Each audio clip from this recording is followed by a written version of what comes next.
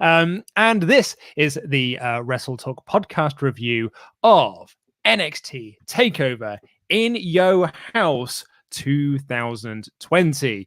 And we thought we'd kick this off with a chat about Charlotte Flair's NXT Championship run. Mm-hmm. And the reason why I wanted to bring this up was it actually came from Sean Ross Sapp, Quizzlemania heel Sean Ross Sapp, because he noted on Twitter during the during sort of like the post-show thing, that the culmination of Charlotte's NXT booking will make sense in 3 to 4 months' time.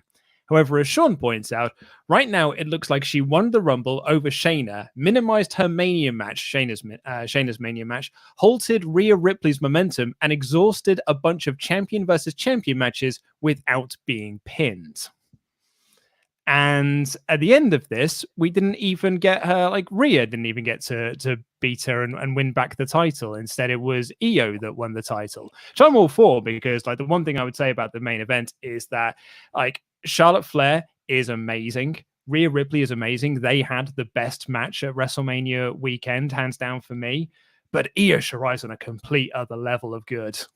Yeah, I think it's we're in a weird nether space. You're right. I do think this is the first few steps of a longer Charlotte-based story, and I think most people can sort of see where it's going. Like clue, it's got something to do with her dad. But yeah, no, I thought they were going to put the belt on Rhea because obviously there were a lot of talk of Io being called up to the main roster. That seems to be obviously on the back burner for now.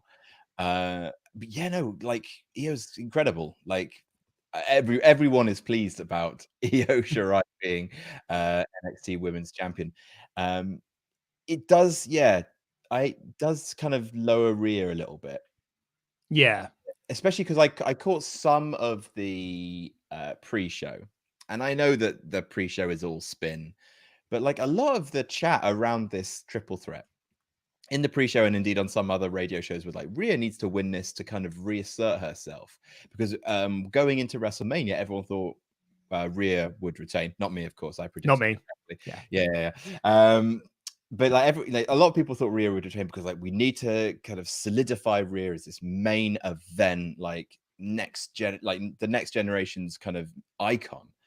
And I thought that she was going to win it back to kind of like then have a rubber match with Charlotte, but no, like it seems that Rhea is now kind of, well, she does not deserve a title shot, like definitively now, which is really sad. Well, yeah, like the finish of this match was that Rhea was in the figure eight, so one would assume that Charlotte was possibly going to tap her out there, and then Io Shirai moonsaulted her into the face and pinned her. So like Rhea was doubly beat in this main event. Yes.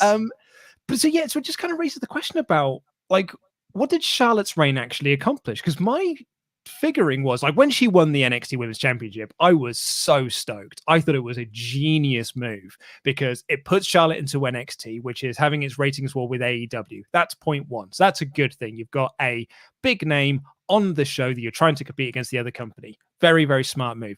But B, it elevates the title. And by elevating the title, it elevates the brand. And by elevating the brand, you elevate everyone else. So it elevates Rhea. It elevates Io Shirai. It elevates Shotzi, Dakota, all of the women on the NXT roster. But actually, kind of when you look back on it, it's like, it was a whole bunch of nothing. And now she's not the champion anymore.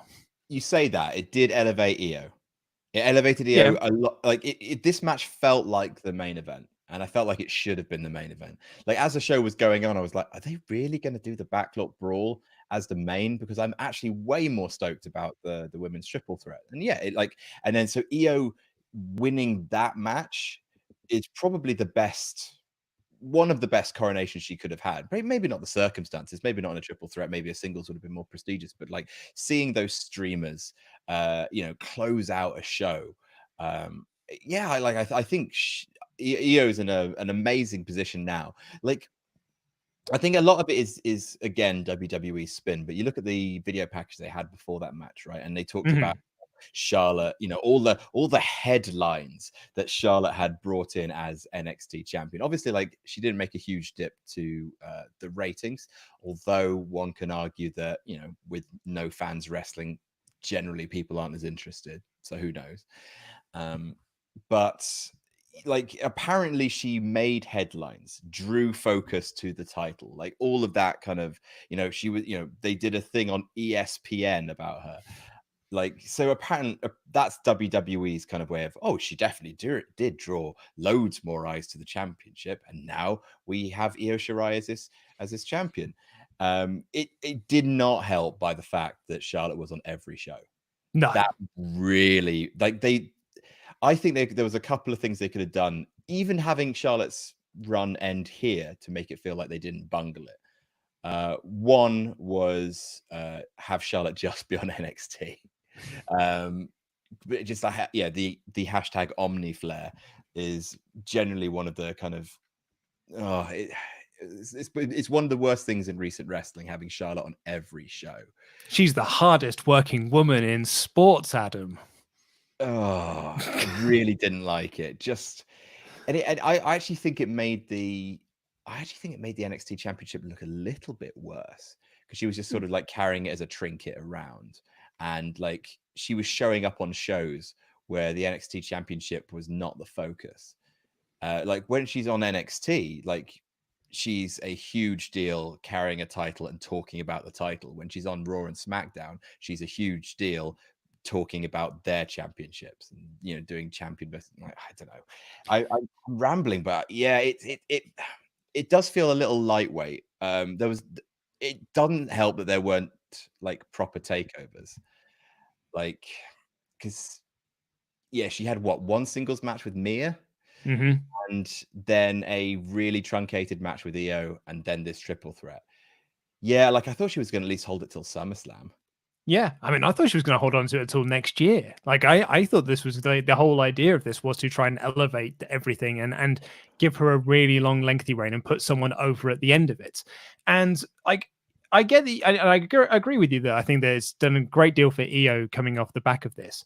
But I don't think I would say that Charlotte Flair put Io over in this feud, so to speak. And perhaps it's because it was in a triple threat match. Like if this was a singles match, I think it would have been much better, like Io winning the title from a singles match. But then, yeah, I don't know. I think it also doesn't help that, as you say, she did 2 champion matches. She did one against Bayley and one against Asuka, and both of them had like DQ non-finishes written all over them, which doesn't help the title at all. And when she was on Raw cutting promos about NXT, there was no Io Shirai there. There was no Rhea Ripley on Raw. So it really establishes like, well, they're on NXT. They're the NXT thing. But Charlotte is this omnipresence that can be across all 3 brands because she's actually important. And that certainly doesn't help things. But it's one of these things, like if we are to believe the word of Triple H, that we will find out. It will make sense in 3 to 4 months' time. There's a Triple H's words. Well, like, the thing is, I think NXT has sort of earned that. Like, I get that, the fact that, you know, Charlotte is very main roster, and this all feels quite main roster. You know, the Io DQ feel, you know, in order to prolong the feud and turn that into a triple threat. This doesn't feel quite so much NXT as it does Raw. So I think people are a little less certain about it. But I think if anyone has kind of earned the right to say we're taking our time with this, I do think it is an NXT. I do worry that when he says that, he's not talking about the plan for the title, he's talking about Charlotte's plan to, as quickly as possible, match her father's 16 world championship record. Yeah, so I mean, do we think that she's going to stick around on NXT? Like, is she going to go back for the belt again? And like, when we get to TakeOver Brooklyn or whatever the NXT TakeOver is this year for over SummerSlam weekend, is Charlotte going to be going for the belt again, or is she just done with that brand now? 3 to 4 months, right? Well, and Yeah. what kind of time frame is that? So what, in 2 months' time there'll be, so like 3 to 4 months is 2 takeovers time. So what, there's 2 more takeover matches. So don't know what that means really. Like, is Io going to drop it to Rhea, and then is Rhea finally going to successfully defend against Charlotte? Well, you'd like to see Rhea get that win over Charlotte, right? Yeah, but like this is not like it's the worst possible way to set Rhea Ripley up as a contender. Yeah. Not only she took the pin, but yeah, she looked she basically she got beat twice. She was in the figure eight and she got the moonsault. So Right she was to just, right like to her face. right on her head. Oh That's my no. note here is effing L. She proper clocked her right in the face. Hey, oh, right on noggin. Yeah, like I don't know what they're going to do if because obviously Charlotte is now fighting Nia Jax for her title tonight. Asuka. What did I say? Nia You said Jax. Nia Jax. So on that, we've actually someone has put in a super chat. Era Zero West or EO Nero West 7 said, just read that Asuka's defending her title against Charlotte. Why? If they screw Asuka over again, I think I'm done. She already took her streak and the SmackDown title. So WWE's Twitter, I think, and I think WWE.com announced that yes, tonight on Raw we're getting Asuka versus Charlotte Flair. However, some social media feeds say it's a title match, and some social media feeds say it's a non-title match. So Yeah. I guess we'll find out on Raw what the actual match is, but this does feel like a case of the right hand doesn't know what the left hand is doing, or a decision has actually not been made as to what the match is yet. Because I saw the match announced this morning on WWE's Instagram feed, and there was no mention of it being a title match there. Yes. So then I logged on to on work, and Louis was talking about how it's a title match, and I was just like, "What's So I don't actually know." Yeah, I think because I said that to him because he posted up on WrestleTalk.com that it was a title match, and I was like, "Well, hang on, I've just seen this that said it's a non-title match," and he sent me across the tweet from WWE that said it is a title match. So at the moment, we just don't know. So that means that, well, worst possible case scenario is Charlotte wins the title tonight. And then becomes a 12-time world title, drops it at Backlash to Nia Jax, and then beats Bayley, drops it to Sasha, comes back, beats Io in a 1-on-2 handicap match. Or she could win the women's tag titles and like on her own, because that would count as 2. She could do it with Nicholas. Why not? So I don't know if they are literally just trying to rush all the gold onto her. Like, best case scenario is it's a non-title match. Nia Jax comes out, clocks Asuka while the ref's back is turned, and Charlotte gets her heat back, thereby leading Asuka to go on and eat Nia Jax lunch at Backlash. But I am like, tell you what though, I don't know if this is a good thing, but I don't know with Charlotte anymore. Charlotte has reached the perfect sweet spot that sort of Roman Reigns reached, and like Goldberg and Bray Wyatt, which is that the company's track record with handling is so dodgy that I don't know what's going to happen in any match, which is, I guess, exciting. Is that how wrestling should be? Should I not be able to predict whether or not Charlotte is going to completely destroy another person's momentum at any given notice? What I will say though, like, outside of that topic of conversation, this was an excellent match. This main event ruled. I really, really enjoyed it. And it was just full of really good triple threat action as well. Like, I particularly loved the spot where Rhea Ripley was down in the corner, and Io did the big bullet train knees into her.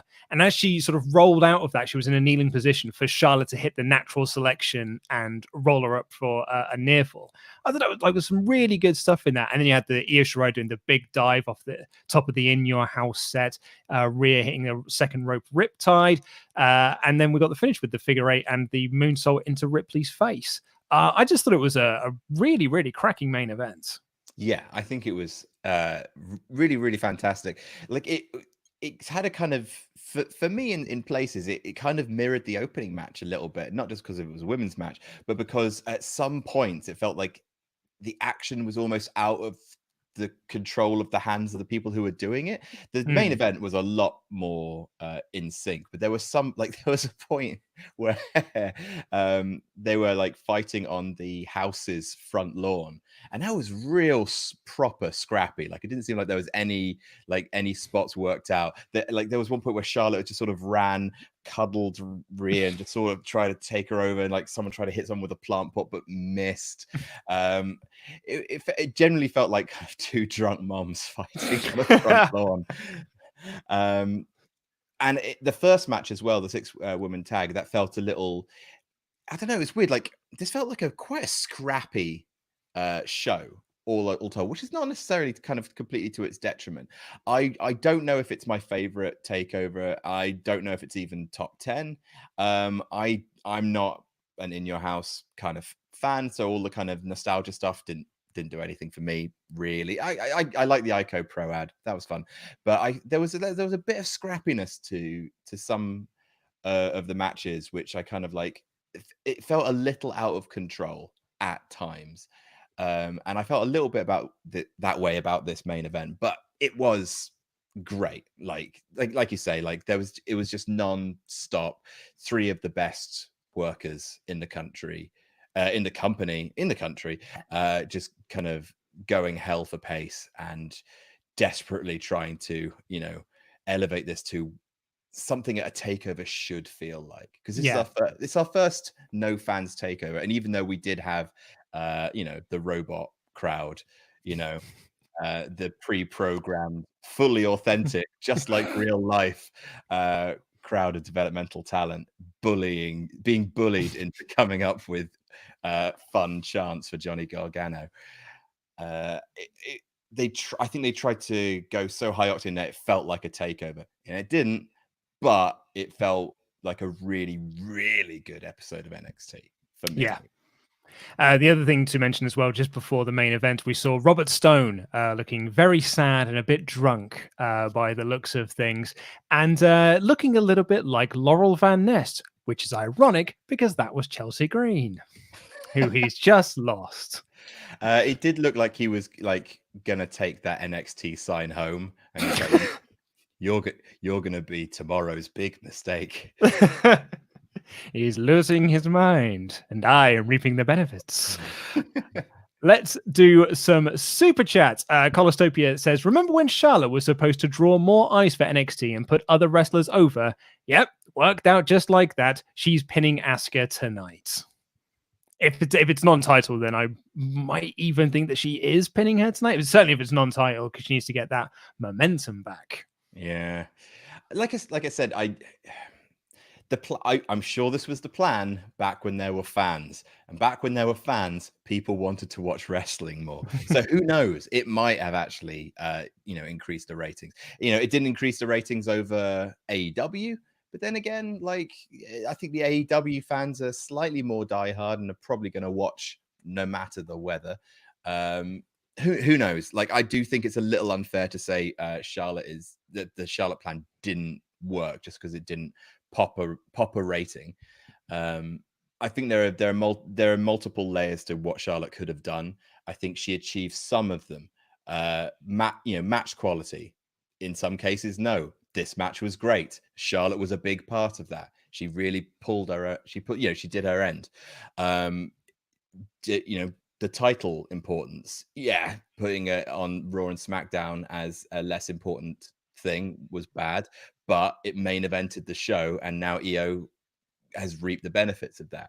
It's not an automatic failure. It's just that some of it was circumstance and some of it was baffling insistence on Charlotte being the brand. Now that gone. Dylan from Cork says, maybe a bit biased coming from me, but Finn Balor is the best wrestler in the company. Man, that was my favorite match. Actually, yeah? No, it wasn't. Keith Lee versus Johnny Gargano was. Although I was a little, face Keith Lee versus face Johnny Gargano would have been something to see. But I love the story in that match. I thought, Finn Balor versus Damian Priest was brilliant though. Actually, you know what? I'm going to take it back. This did feel a little bit like a takeover. The whole it feeling like a really good episode of NXT. That's not fair, because I am remembering lots of really nice takeover-ish little moments, and Damian Priest bumping onto that steel steps was so good. Josh Kirsch says Lee versus Carrion Cross should be the next North American Championship feud. And he also adds, do you feel like we're moving out of the Cole Ciampa Gargano era of NXT and into the Lee Cross Priest Thatcher era? Last night made me feel that. Yeah, because like last night we saw, I mean, Adam Cole retained, but Johnny Gargano lost, Tommaso Ciampa lost. This really was like, those were the stalwarts of NXT, the people that were carrying this company for quite some time. And they were there last night to put over Keith Lee and Karrion Kross. But I don't think losses necessarily, because I know NXT has a traditional style of win, lose, disappear. That's not so much the case now. Gargano is sticking around to do, the whole new NXT thing with his wife. Tommaso Ciampa was off, come up to the main roster. No, I'm staying here. So, I'm good. I think these guys are sticking around, but I do think that their presence is now to make new stars, and then feud with other people. I believe that Johnny Gargano is going to be the next North American champion. I believe that Karrion Kross is going to be not the next, but the next NXT champion after Keith Lee. Okay. I was going to say, because I thought Keith was going to drop the belt last night. I think he's going to drop the belt on TV. I think Johnny Gargano is going to beat him. I think Adam Cole is going to say something like, I'm the best champion. Then Keith Lee's going to come out and say, I'm the best champion. Look at my pink shoes. And then Johnny Gargano is going to have a rematch. And, because he can claim that Mia Yim and Candice got involved. That wasn't fair. And then Adam Cole is going to cost Keith Lee the championship. Keith Lee beats Adam Cole. Karrion Kross beats Keith Lee. Okay, right. Well, a bit of future fantasy booking there from Adam Blompier. Well, let's get into the main show itself, where Todd Pettingill made his WWE return. Remember me? They got the old music and like 90s style of editing, and then we had Code Orange play a song. It's such a Triple H production, is NXT. Like I said, all of the In Your House stuff fell a tiny bit flat for me because I really don't like Todd Pettingill because he's annoying. He's like Michael Cole, but with less subtlety. I don't he's from the past, so I understand why there's affection towards him because he's not around anymore, and Michael Cole is. But Todd Pettingill is legit annoying. He's up there with what's his name, Barker. Not Bob Barker. Not Bob Barker. No, but Rob Bartlett as like bad things that used to be in the 90s. And they paid him a lot of money to be bad as well. Also, love the nostalgia pop of Triple H bringing back the DX band, to put on another well-received performance. Fuck. I've thrown again. Sake. And it's a live episode. I can't even edit that one. The only saving grace there is that because I was also talking, the sound wave might have got a little bit messed up. So we sort of censored ourselves live on air. Yeah, that must have been it. Anyway, Code Orange looked like a really fun time, don't they? Did you like that bit later on in the show where it cut to them behind glass, behind the plexiglass, and they were just like, hey, cool. Now, I like this song. I liked this song. Did. I liked that. I could do without the rah, rah, rah stuff because I think that's a bit played out in 2020. But I like her, and I think she's got a good vocal. And I also like the Fiend's entrance music. And I also like the song that Bleeding Into the Blood they did for a previous takeover. I like some Code Orange songs. I've tried to listen to a whole album. It's borderline unlistenable to, but I like some albums. Some songs even. Glowing endorsement from someone clearly in the pocket of Big Orange. And our first match on the card was Shotzi Blackheart, Tegan Nox, and Mia Yim versus Dakota Kai, Raquel Gonzalez, and Candice LeRae. This was good fun 6-woman action stuff. You had Mia Yim and Candice brawl to the back, which would then later play on into the North American Championship match. Everyone got to do their big spots. Everyone got to do some big moves. And in the end, Nox hit the chokeslam on Dakota Kai and the shiniest wizard for the babyface win. Yeah. Like it was nice to see. It was nice to see Tegan Nox get a kind of definitive, like, I now have a pinfall on you on TakeOver, so we can all move on. That was nice. I really like Shotzi Blackheart getting the win after the promo she cut on her tank on a couple of NXTs ago. She's my favorite women's wrestler in NXT, like coming up. I think, yeah, Candice and Mia protected each other by getting out of there before the finish. And yeah, like I liked it. It felt very kind of, it felt a little inconsequential. There was a bit of story going in there, but it felt a little bit like the undercard matches on like a New Japan show. You know, like, we don't have a lot for you guys, but here's a spot. Everyone go in, remind everyone that you're around, and give the win to someone who probably needs it a bit more. It's nice to see Shotzi Blackheart pick up a win. I said this to you. Gone. I was just say after she almost died on television. Yeah, that was quite awkward. I said to you just before we came on air that I probably would have taken this off the card. I'd have put this on the pre-show and just kept the main show down to 2 hours. But that's just me. That's just preference. Up next was a match that I'm going to let you take the lead on because you loved it so much. Damian Priest versus Finn Balor. Thought this was R8. It was great. It was. I love this incarnation of Finn Balor. But Damian Priest, the Baron Corbin we could have had. He's really good. Like he is a good Baron. I didn't get as much of how good Damian Priest was from his matches, like for the North American Championship. Like he's obvious, like he was good, but there was always someone who was like more focused, like Keith Lee, or I think it was Pete Dunne.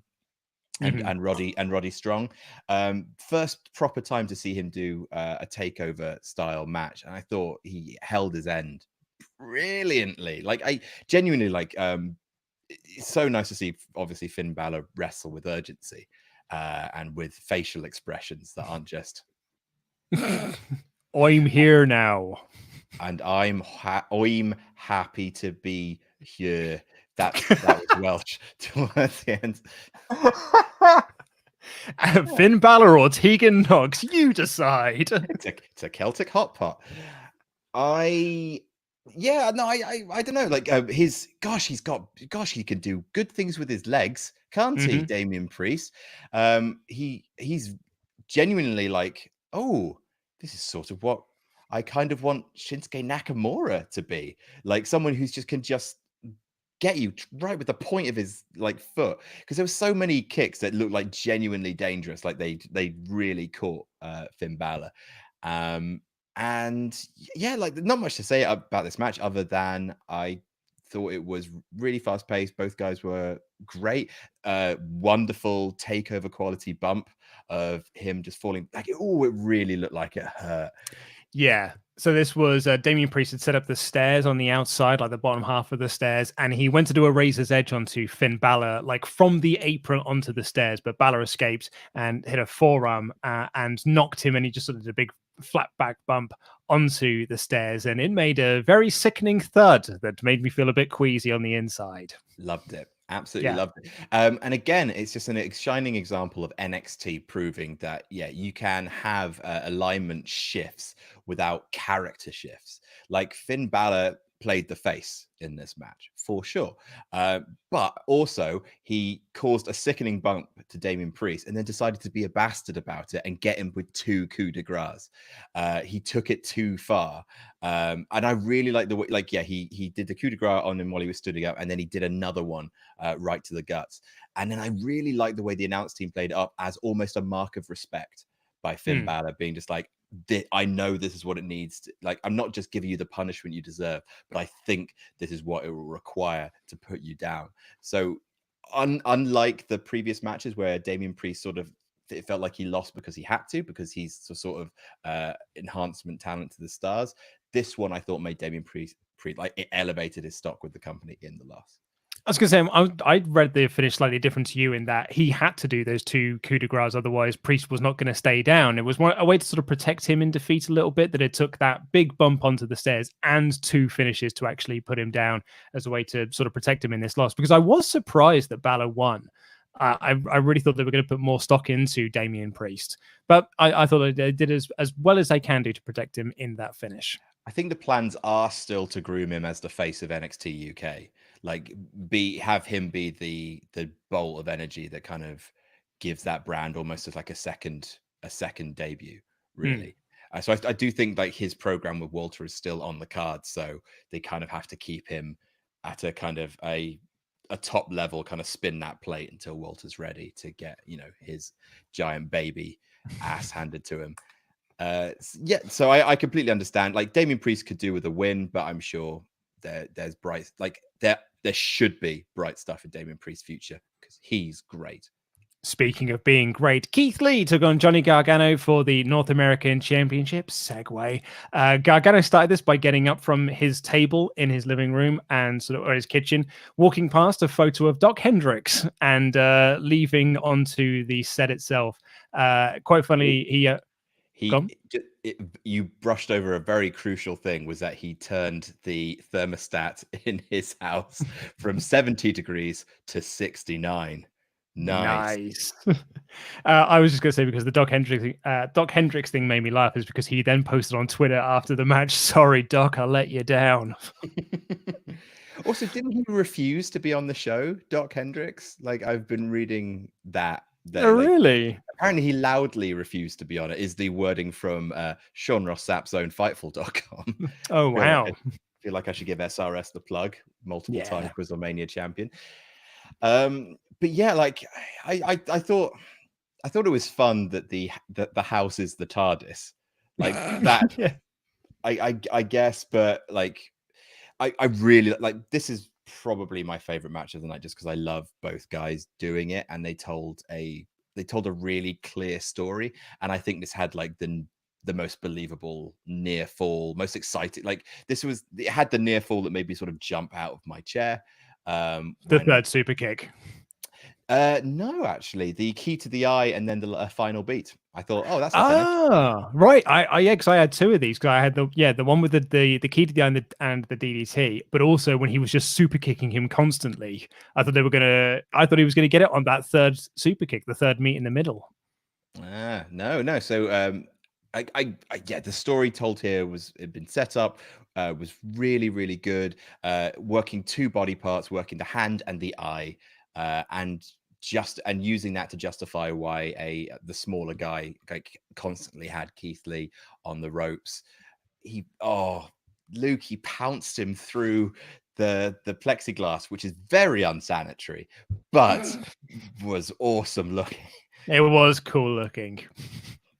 Yeah, I mean, I really, really enjoyed this match. It wasn't quite the 5-star classic I was anticipating it to be, but I think that would have worked had this been a face Keith Lee versus face Johnny Gargano, just, 2 of the best wrestlers doing the best wrestling that they can. Whereas this one was more all about the story, which is, there's nothing to take away from the match, because that worked really well for it. I'm looking forward to these 2 doing more matches. Because I just love the way both of them work. I think Johnny's so great. This new character for him is really, really cool. And Keith's just brilliant. Keith is just absolutely amazing. And he picked up the win to retain the North American Championship. I really thought that, as I said earlier in the show, I thought Gargano was going to get the win here, because I was like, Keith is going to be NXT champion. Surely he's going to be the guy to beat Cole. Yeah, I think I do think that is the plan. The reason why I would have predicted Johnny Gargano, but I actually predicted Keith Lee in the predictions video for a number of things. One of which is that I think, yeah, there's a better way to get the belt off Lee involving Adam Cole. I think if you want to really kind of push that, kind of promote Keith Lee to the top thing. Also, yeah, just the wrong weekend to have Keith Lee lose, especially if you've already pre-taped the Velveteen Dream losing. Obviously Keith Lee walked out with Black Lives Matter on his trunks, and pretty much as soon, absolutely. And as soon as that happened, I was just like, yeah, Keith Lee is retaining, and I am glad that he did. Yeah, same here. Yeah. As soon as like when he came out with the Black Lives Matter, which because of course they do. I was like, I think he's probably I picked the wrong guy to win here. Yes. Yeah.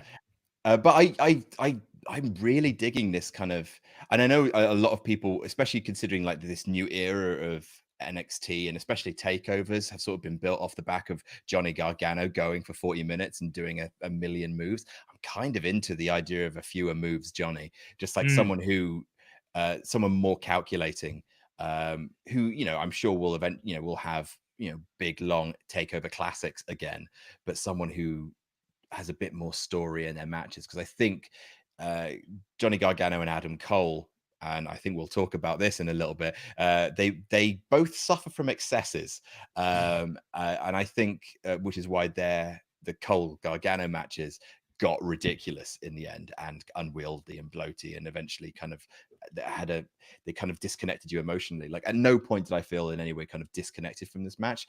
Yes, I think there's a more high octane match in both these guys, but this was like, for how focused it was as a story, that 20 minutes flew by. Yeah, it really and it did.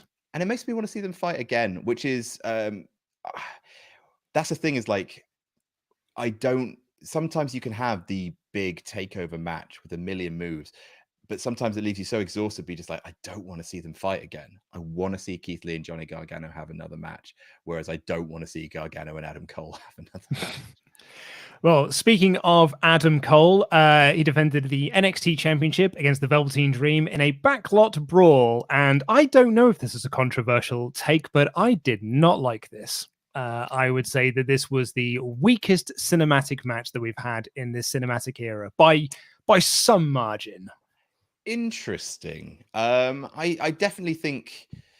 Ooh, I don't know, because it had stuff that I liked. Like I like the fact it had commentary, Yes, which I think really hurt Final Beat and hurt a lot of Money in the Bank. Money in the Bank. I like the fact it had commentary. I liked lots of the little bits of it. I think the only reason I didn't like it is just because I didn't hugely care about either guy in it. So, like, I never bought into Velveteen Dream winning at all. no, that's the thing, because I like everyone's heard the rumors he was being called up. Take those with a pinch of salt, because obviously it's not happening with Io, but he's cooled off massively without a crowd and since everything. But Adam Cole feels like he's held the belt for too long. So like it was just a case of just like, oh, I don't really like. I'm not champing at the bit to see either of these guys win, which is always going to hurt a match, especially a title match. I didn't hate it. Like it, you know, I liked him arriving on a monster truck, Dexter Loomis driving off with the Undisputed Era. Where was Kyle O'Reilly? Is that something I've missed? I don't know, but yeah, like yes, Dexter Loomis took it to the people. It was Fish and Strong that came down to help Adam Cole during this, with Dexter Loomis interference, which was fun. I think why this didn't work for me is because this was and perhaps this is a controversial opinion. This was the first cinematic match that was actively trying to take itself seriously. So I don't care what you said. The Boneyard match was goofy comedy. Like it was like, I don't think the pair of them stood there saying like, we're making something that is super cool and people are going to take seriously. Firefly Funhouse was obviously a very serious thing, but I think that's slightly different. Money in the Bank was all out wacky comedy. Dana Brooke eliminated herself from that match by slipping on wet floors. And the Stadium Stampede was a comedy match as well. But this was a cinematic match that was actively trying to be serious and be like an actual match and be filmed in a sort of actiony style, which at times made me feel a bit seasick. But then oddly, they had a moment where an Uber car arrived and said, "Did someone call an Uber?" And I'm like, that was the moment where the match lost me. Yeah, it's like, what happens in the street? Oh, I know. I think One Final Beat took itself more seriously than this, Yeah. or also to its detriment, I might add. Yeah, like, don't know. I think this stuff parlays with, like, it adds to stuff that I didn't quite like about the show, which is that NXT is supposed to feel a little bit punk, right? It's supposed to feel like rawer, more adrenaline, less kind of like self-conscious production. And the stuff with the set, the goofball commercials, like this is the most main roster NXT's felt in a while. And I don't want to be being like I'm overreacting and saying that NXT's jumped the shark. That's not the case. Please don't use that as the pull quote for this video. But that's tomorrow on WrestleTalk clips. Yeah, there you go, with my glowing eyes. Thanks, Vinny. But I don't know. It felt the least punk out of any takeover I've ever seen. And I'm sure that's got something to do with the 90s branding, but just like fighting around a house, fighting on the front lawn, throwing plant pots around, Todd Pettingill, Adam Cole doing an admittedly very good Bret Hart impression with the ICO Pro or the ICO Pro. How do you say it? That's what ICO Pro is all about. All about. This new it's not Terrence and Phillips. Like, that's what ICO Pro is all about. That's what he says. So being a champion, and that is what ICO Pro is all about. That is what ICO Pro. Am I in a fever dream at the moment? I feel like your internet is looping. Wake up, Luke. Luke, wake up. Please, Luke, just wake up. Your family's here, Luke. You have to wake up. Slide update. I was just checking the chat as well. Kyle O'Reilly's because he's diabetic, so he's not doing anything because of COVID-19. Oh, because of Steve Corino stuff. Yeah, which makes sense. But yeah, during this as well, there was a moment when Adam Cole got pushed off a ladder onto a windshield and slashed his arm open, which was conspicuously dried by the time the next shot came around. But you know, there was some stuff in this, and the finish saw Adam Cole hit the Canadian Destroyer onto a pile of chairs for the win. I was happy because I finally got a point because I've been doing terribly on predictions up until this part of the show, so that was good. But yeah, it wasn't for me. I did forget the Gargano Ciampa match when I said that this was the first one to take itself seriously, which is totally on me. But yeah, it for whatever reason, this just didn't work for me. Yeah, like I thought it was fine. I don't necessarily want to see goofy NXT, but that is again a personal taste thing. And if you got something out of this match, and indeed the show as a whole, great. I just like it's not what I come to NXT for. So yeah, like for me, like the problems with the match were that it's an NXT championship match that felt like it belonged in the middle of the card because of Adam Cole, you know, looking like he's either done with NXT or done with WWE or whatever the rumor mill is at the moment. He's sticking around now. That's the new. Well, yeah. So as an update to that, which is what we did on Friday, Alex McCarthy is saying that he actually signed a new deal last year. It's on an extension, so he's actually there for a number of years now. Okay, so but yeah, it feels like his NXT stuff is wrapping up, and everyone knew that Dream wasn't the guy. Not now. And so yeah, it just like it felt very inconsequential. Yeah. So, and according to our own WrestleTalk.com's Louis Dangour, Velveteen Dream staying in NXT as well. The call-up rumors, apparently it had been discussed, but he is sticking with NXT for the moment. So who knows why that decision was made. And the last match for us to talk about was the Carrion Cross squash over Tommaso Ciampa. Like, this was a 6-minute squash match. Carrion Cross did his big entrance. Tommaso Ciampa came out, and Carrion Cross beat the ever-loving hell out of him. Ciampa did get a near fall off the Widow's Bell, but he escaped the fairy tale ending and locked in the cross jacket, and Ciampa faded out. It was a very, very dominating win for Carrion Cross and made him look amazing. Hell yeah. Loved it. This was great. If you're going to do it properly, and they did this properly. Ciampa came in and was the sacrificial lamb, sacrificial cham, and that the kind of the throw onto the ring apron. Oh my God, that was the most horrible spot of the night. That's what I come to NXT for. Like borderline too dangerous spots, and superstars getting huge, iconic wins. Absolutely wonderful. It's just nice to see. It's nice to see kind of a company as excited about a wrestler as we are. Like as soon as Carrion Cross came out and we saw his entrance for the first time, he's like, that's money. It's only a matter of time before he is NXT champion. And yeah, it's just nice to, not worry about making Tommaso Ciampa look strong, trusting that the fans' respect in him will, last him through this loss, that there is a more interesting story to be told in defeat. It's just, again, like an example of why NXT has maybe earned our patience in some places. It occasionally, and actually more occasionally than not, makes absolutely the right decision. And yeah, like, it's so rare to say like what a wonderful squash match that was, but it was, man. Karrion Kross is a world beater, looked brilliant. And he did also look really good. a lot of people, now that they've said it, say I can't, like, if you went on the roids, Luke, it's nice. Isn't it nice to have something to aspire to? Well, I don't know, because it's either that, but someone in the chat earlier said that I look like Brandon Cutler. So like it's so it's sort of like, hold on. I've got a D20 here as well. I'll roll out a D20. I've got an 18.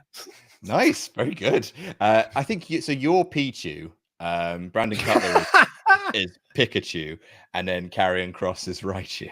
Yeah, totally. Yeah, love it. Yeah. So that was the show overall. I thought it was a really good NXT takeover. Like you said earlier, like I don't think it's ever going to be in my top 10 takeovers of all time, but man, like it's NXT very rarely, hit the wrong notes. And there were no wrong notes really hit on this night. I didn't like the NXT Championship match much, but it's not like I outwardly hated it. It just wasn't my flavor of ice cream. I thought the women's triple threat was great. I thought Karrion Kross looked amazing. I really enjoyed Keith Lee, Johnny Gargano. Finn Balor's great. And the 6-woman tag was really good as well. So yeah, overall, I thought it was a really pretty good show. Yeah, really felt the lack of crowd, or the lack of an authentic crowd. There were some bits that kind of like were a bit kind of like, ooh, like this all seems a bit scrappy, a bit messy. I don't like goofy stuff. But like, all that being said, like the general match quality, also 2.5 hours long. Yes, please. Yes, please. Love a show under 3 hours. Absolutely. Take more of them. Generally speaking, like, it's a good evening. NXT very rarely put on a bad night's work, and it's not. I don't think it's going to be remembered as one of the great takeovers in the way that, like, you might say Dallas or New Orleans, but a fun night. Let's have a look at some of your super chats. Gazatola of Rock and Roller over on the support link, which can be found there, says, Adam, you've mentioned a love of board games a lot recently. Have you played Zombie N1, Surviving the Undead Apocalypse in the sunny Sussex city of Brighton? It's really fun if you haven't heard of it. So I used to manage a place in London called Drafts, and Zombie N1 was one of the games that we had. It's a roll and move, so that's not my bag. I've heard, like, it got a lot of play, I think, because it's got zombies in it, and most people seem to like it. It's just, yeah, roll and move, and also it's a bit ugly. Like, if you look up what the game looks like, you'd be just like, oh, was that made in paint? So difficult. But like, I saw a lot of people playing it, and I haven't played it, so I do reserve judgment. But yeah, like, I'm stoked that you like it. If I can find a cheap copy, I might try it. But like, it's not the game that I'm rushing out to go play. Just had a look at it now, and I agree. Also, Drafts is where I used to go playing D&D. Get that D20 again. Oh, it's a 2 that time. Not as good. They both add up to a 20. They do. So that's going to be cast asunder into my other box, which is where bad dice go to stay until they've learned their lesson. A real change in our dynamic when I worked at Drafts, because there a whole bunch of times where I served you food and drink. Luke Owen. What a weird time that was. Any complaints about my tenure as a manager at Drafts? Was there anything I could have improved upon? Yeah, you could get rid of effing Jenga. Just stop people playing Jenga in that place. It's So too echoey for Jenga. we really try and get people to play a game called Rhino Hero, especially Rhino Hero Super Battle, because that is basically building a tower like Jenga, but you're using cardboard. So when it falls over, it's silent, as opposed to Yeah. and then everyone bursts out in shrill, horrible, just like echoey, cacophonous laughter. It's very hard to roleplay a character in D&D when there is just clattering Jenga, and it is always Jenga. Like there is always some group playing Jenga. Oh, yes. So nothing against you, is the clientele. Pavi, Sean Ross Sapp's #1 fan, said, pretty sure why Charlotte wasn't every show is because Vince wanted her back. Pretty sure she dropped the NXT title because she's going to be back on the main roster. I mean, you kind of answered your own question there, Pavi. Like, she never left the main roster when she was NXT champion. Josh Kirsch said, who's going to take the title off of Keith Lee, Cole, and Io Shirai? Well, Adams already sort of answered that one. As for, I'm not sure about Shirai, but she's only just won it, so I'm not going to be in the boat of who should take it off of her, because I like to enjoy someone's title run before we get into that sort of booking. Yeah, I mean, I live a horrible, empty existence, and all I can think about is just like trying to see the blueprints and the schematics. I can't experience joy in the moment. I can only experience joy if I'm ever proven right about something. So I think it's going to be either Rhea Ripley or Charlotte Flair taking it off here. Sure. Azo Smith said, totally stoked that this was the first women's match to main event a takeover since Banks versus Bayley, the Iron Man match. But does Rhea go up to the main roster now? No, I don't think so. I don't think her story is done. NXT I think is smart enough. Like one of the things that they really pushed about Rhea Ripley is that like her loss at WrestleMania destroyed her, like ruined her year. And like there was one line that she said in a video package, I think it was in the Go Home NXT, where she says like, I don't care anymore, I have to get my title back.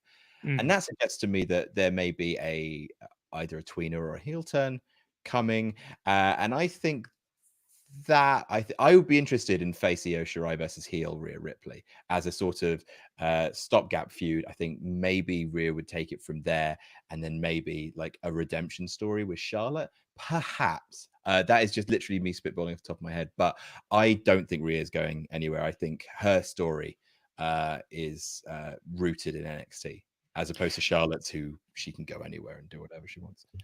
Josh again says Karrion Kross will be the face of WWE in 3 years, and Triple H have said that people will be moving from NXT or to NXT from the main roster. So who do you guys like to see go back to NXT? I'd like Nakamura, Zayn, and Cesaro. Cesaro and Nakamura for sure, and actually Sami Zayn on that for that matter. Yeah, please send Sami Zayn back. Please, I'll pay his train fare. Yeah, I really want to see Sami Zayn kind of come back and reclaim his NXT. I know that's a story that every main roster guy does. Like Finn Balor came back and said, "This is my house."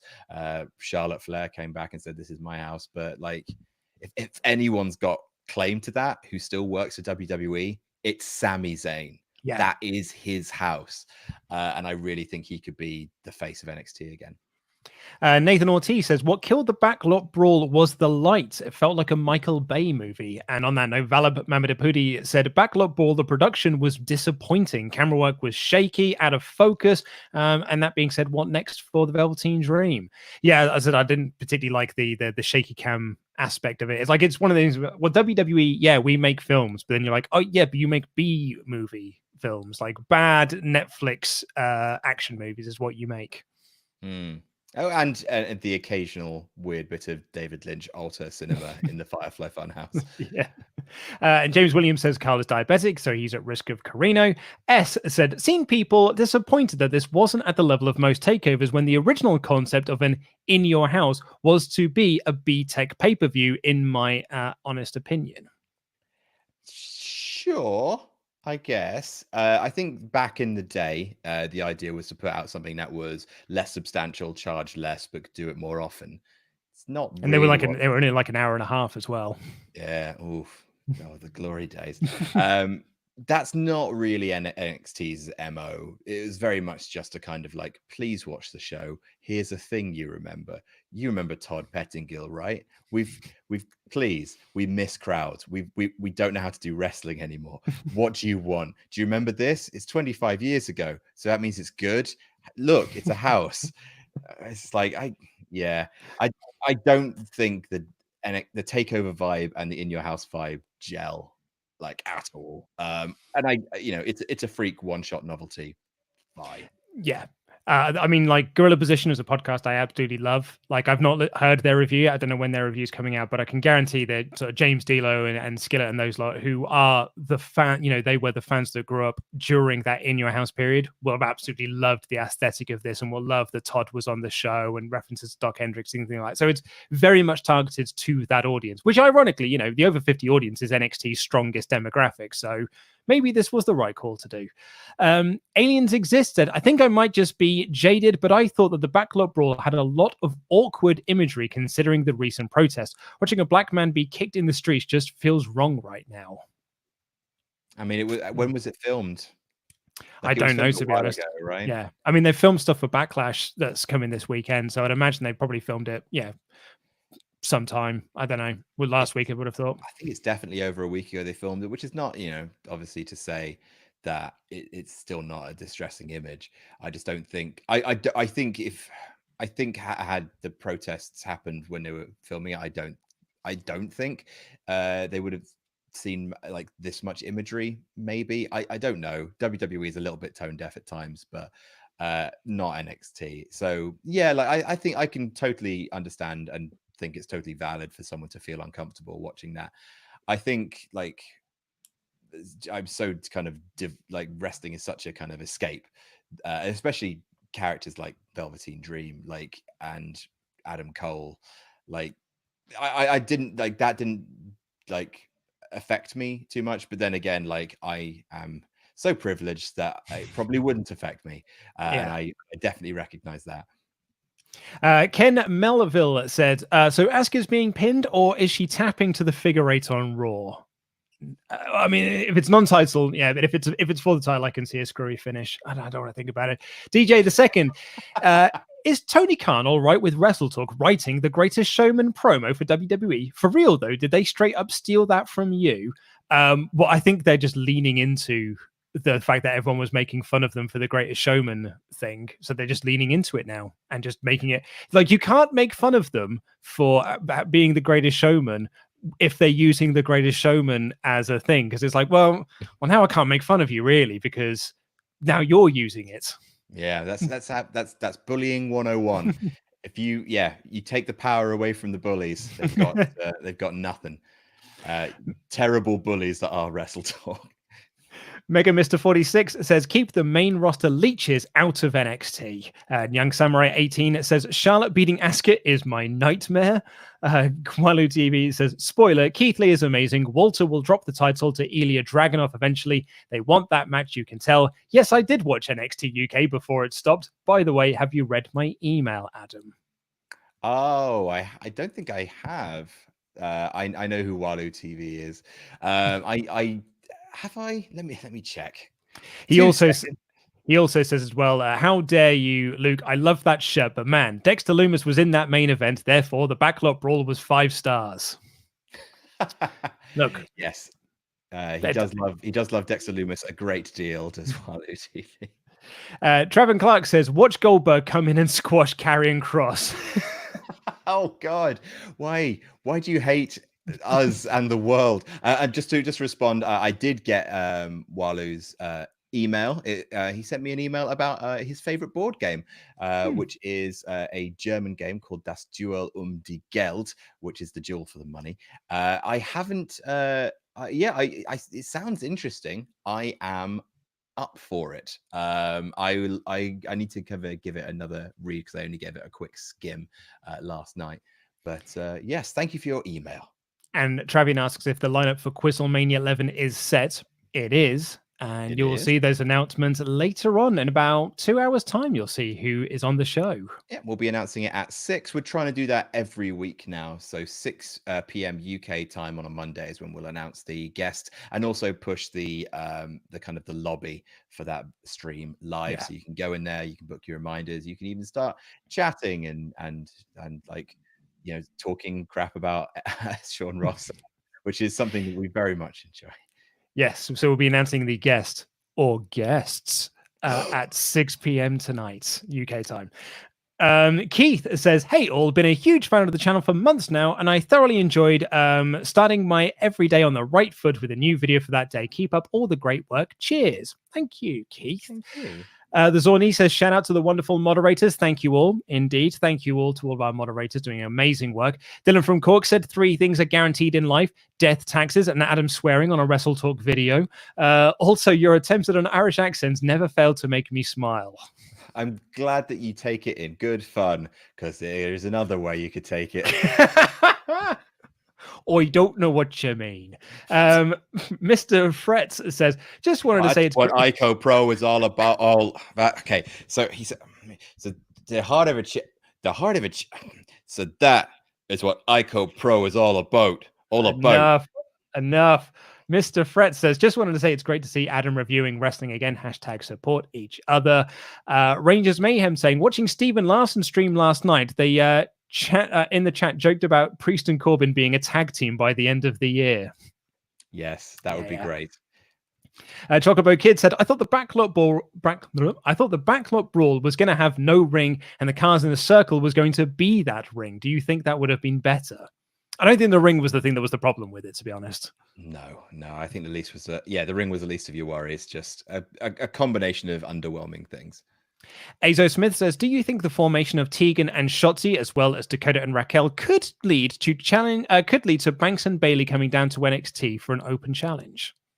I think, I don't know if Tegan and Shotzi are a thing. I think, obviously, they won together, embraced each other, and they also did something backstage, or so. I think there was one other shot of them doing something on the show. Don't know if that puts them together. Kind of hope not, just because I really am digging Shotzi's gimmick, and I think Tegan needs to find something for herself. But I guess if there are going to be women's tag team champions, there should be at least a division for it, even if it is one division across the entire company. So, that would be a good match. So, yeah.